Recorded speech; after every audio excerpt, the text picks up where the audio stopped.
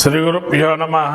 శ్రీ మహాగణాధిపతయ నమః. శ్రీ మహాసరస్వత్యై నమః. హరి ఓం. శ్రీమాత్రే నమః.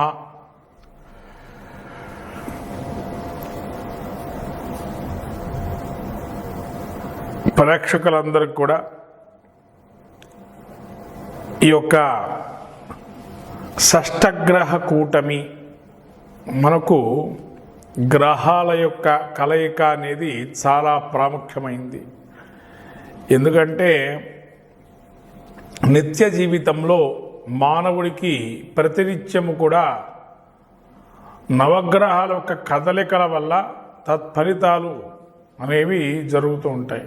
ఎందుకంటే మానవుడి జీవితంలో ప్రతి ఒక్క విషయానికి కూడా నవగ్రహాల యొక్క అన్వయిస్తూ మనకి శాస్త్రం చెప్పబడుతుంది. మానవుడి యొక్క లక్షణాలు, స్వభావాలు, శరీర లక్షణాలు కావచ్చు, అంటే ఇవన్నీ కూడా మానవుడి యొక్క కదలికలు, వాళ్ళ యొక్క స్వరూపాలు, ఇవన్నీ కూడా గ్రహాల యొక్క ప్రభావాన్ని బట్టి ఉంటాయి.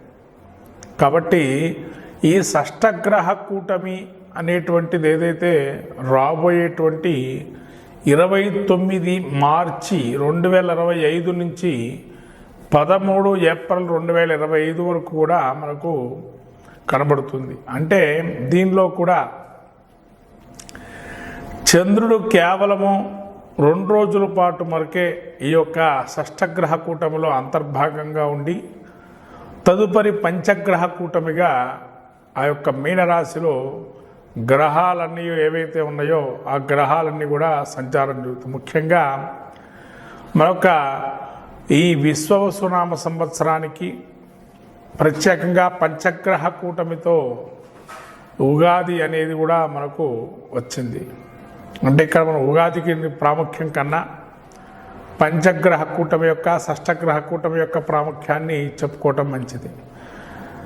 ముఖ్యంగా షష్టగ్రహ కూటమి ఈ యొక్క గ్రహస్థితి చూసినట్టయితే ముఖ్యంగా మనకు ఆ సమయంలో ఏదైతే 29వ తారీఖు నుంచి మార్చి 13వ తారీఖు ఒక గ్రహస్థితి ఏదైతే పంచగ్రహ కూటమి షష్టగ్రహ కూటమి అనుకుంటున్నామో ఆ గ్రహ కూటమి చూసినట్టయితే మీనరాశిలో మనకు రవి, శని, బుధుడు, శుక్రుడు, రాహువు, చంద్రుడు ఈ యొక్క గ్రహాలన్నీ కూడా మీన రాశిలో సంచరిస్తున్నాయి ఆ సమయంలో. అట్లాగే చంద్రుడు మాత్రము 29 నుంచి 1వ తారీఖు అంటే ఆ యొక్క అశ్విని నక్షత్రానికి ప్రవేశిస్తున్నాడు. కాబట్టి పంచగ్రహ కూటమిగా అప్పటి నుంచి మనకు గోచరిస్తుంది. అంటే ముఖ్యంగా చెప్పబడుతుంది ఏంటంటే కొన్ని రాసుల వారికి శుభయోగంగా, కొన్ని రాసులకి మిశ్రమ ఫలితాలుగా, కొన్ని రాసులకి అశుభయోగంగా చెప్పబడుతుంది. అంటే ఇక్కడ శుభ అశుభ మిశ్రమ ఫలితాలకు వచ్చేటప్పటికి ఏంటంటే ప్రతి ఒక్క గ్రహానికి ఉచ్చస్థానము, నీచస్థానము, స్వక్షేత్రము, మూల త్రికోణాలు, అలాగే అధిరోహణ అవరోహణ క్రమాలు ఇవన్నీ కూడా మనకు చెప్పబడ్డాయి జ్యోతిష్ శాస్త్రంలో. అట్లాగనే హస్తంగత్వము అనేది కూడా మనకు ఒక గ్రహం వక్రీకరించడం, హస్తంగత్వం ఇవన్నీ కూడా మనము చూస్తుంటాం. దానిలో ముఖ్యంగా రాబోయేటువంటి 29వ తారీఖులో ఏదైతే ఉన్నాయో ఆ యొక్క గ్రహాల్లో ముఖ్యంగా వక్రగతిని వీడి శుక్రుడు రుజ్జు మార్గంలో ప్రవేశిస్తున్నాడు అనేది మనకు ఒకటి తెలియజేస్తుంది. 28వ తారీఖు వరకు కూడా శుక్రమౌఢ్యం ఉంది.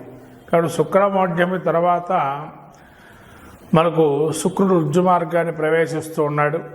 అట్లాగే రవి మనకు ప్రతి మాసమందు ఒక్కసారి తన యొక్క రాశి సంచారాన్ని మారుతుంటాడు. కాబట్టి రాబోయే ఆ యొక్క మాసంలో మీనరాశిలో సంచారం చేస్తూ రవి ఉన్నాడు.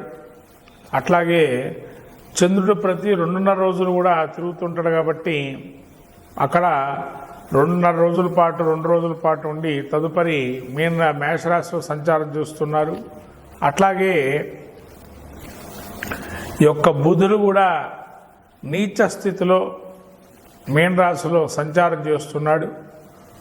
అట్లాగే శని 29వ తారీఖు నుంచి మీన రాశి సంచారం ప్రవేశిస్తున్నాడు. అంటే జన్మస్థ శని సంచారం జరుగుతుంది. ఇక రాహు మనకు మొదటి నుంచి కూడా రాహు మీనంలోనే ఉన్నాడు. అంటే ఇటువంటి గ్రహ సంచారం చూసినట్టయితే ముఖ్యంగా మీన రాశి వారికి జన్మస్థంలో ఇన్ని గ్రహాలు కూడుకున్నాయి అనేది చెప్పబడుతుంది.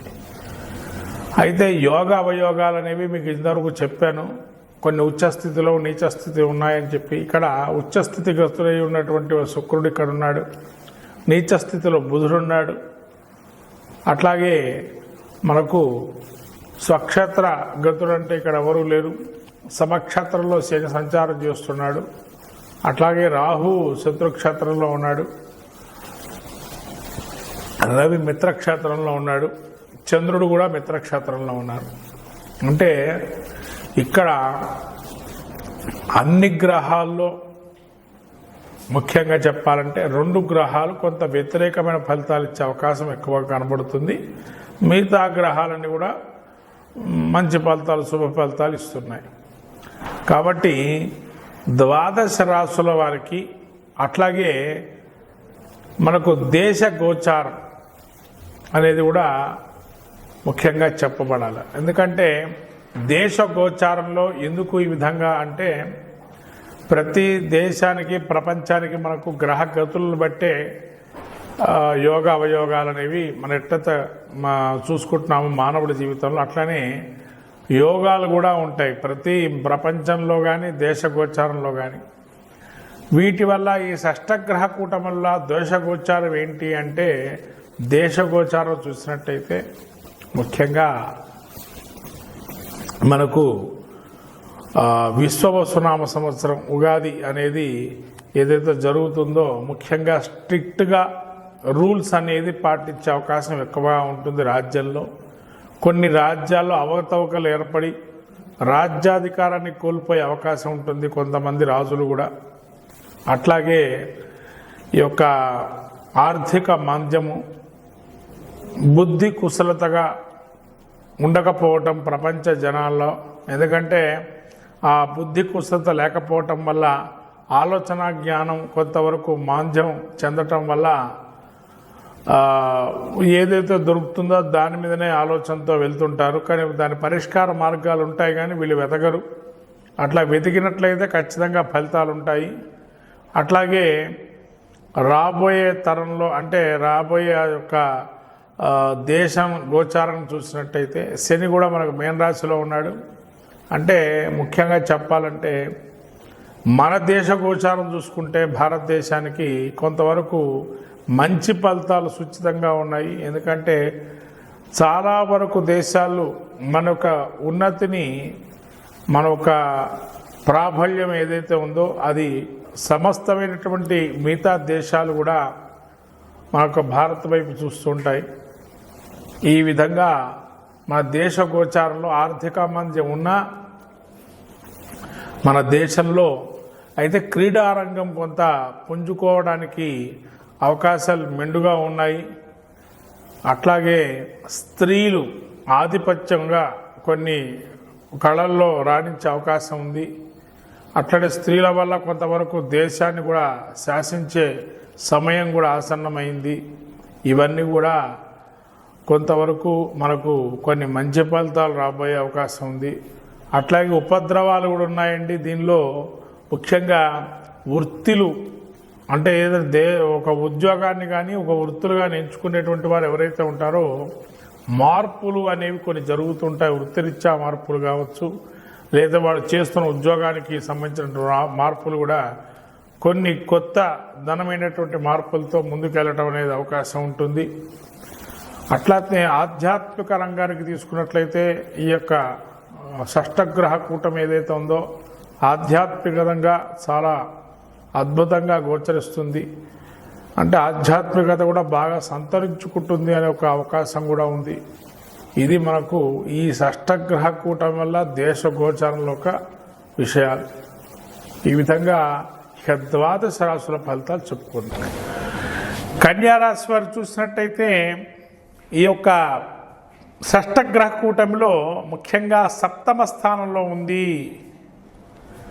షష్ఠ స్థానంలో ఉండడం సప్తమ స్థానంలో ఉండటం వల్ల రవి, శుక్ర, బుధ, రాహువు, శని, చంద్ర అంటే ఇక్కడ సప్తమ స్థానంలో ఉండటం వల్ల కన్యా రాశి వారు చాలా మటుకు ఈ సప్తమ స్థానంలో పాపగ్రహాలు, శుభగ్రహాలు ఉన్నాయి.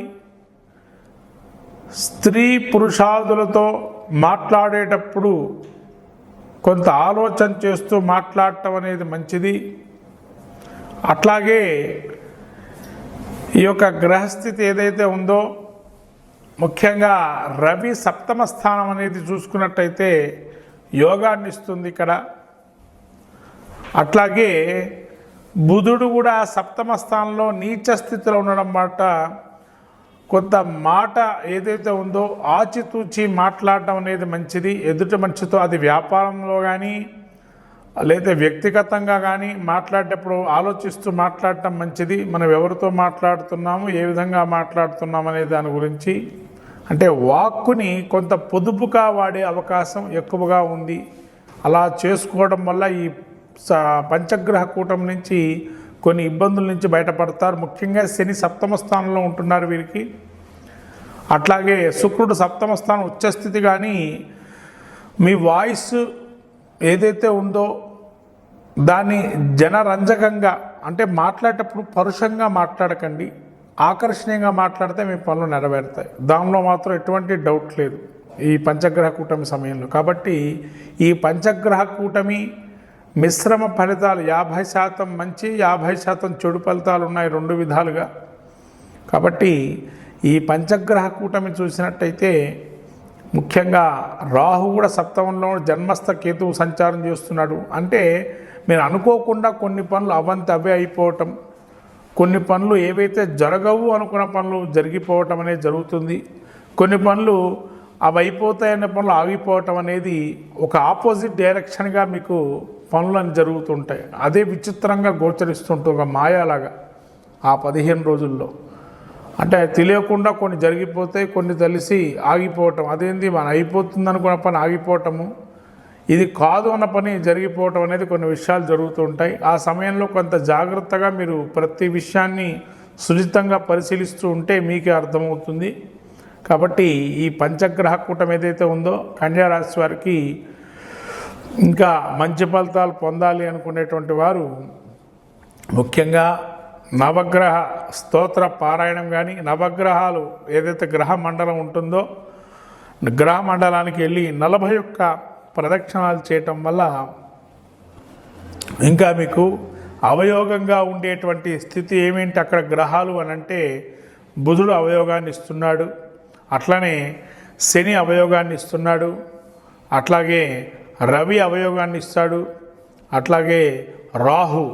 అంటే ఇవన్నీ అవయోగం ఇచ్చే గ్రహాలు ఉన్నాయి అక్కడ. దాదాపు 4 గ్రహాలు ఉన్నాయి. కాబట్టి ఒక గ్రహమే మంచి యోగాన్ని ఇస్తున్నాయి. కాబట్టి ఈ అవయోగాలన్నీ పోవటానికి వాళ్ళు గ్రహ మండలం అంటే మన ఇంట్లో ప్రదక్షిణ చేసుకునేటువంటి వారైతే కనుక శుభ్రంగా నవగ్రహ పీడాహార స్తోత్రం కానీ చేసుకొని ఒక 9 సార్లు చేసుకోవటం వల్ల ధాన్యం ఏదైతే ఉందో నవగ్రహ ధాన్యాలు దానంగా ఇవ్వటం ఆ కన్యా రాశి వారికి మంచి.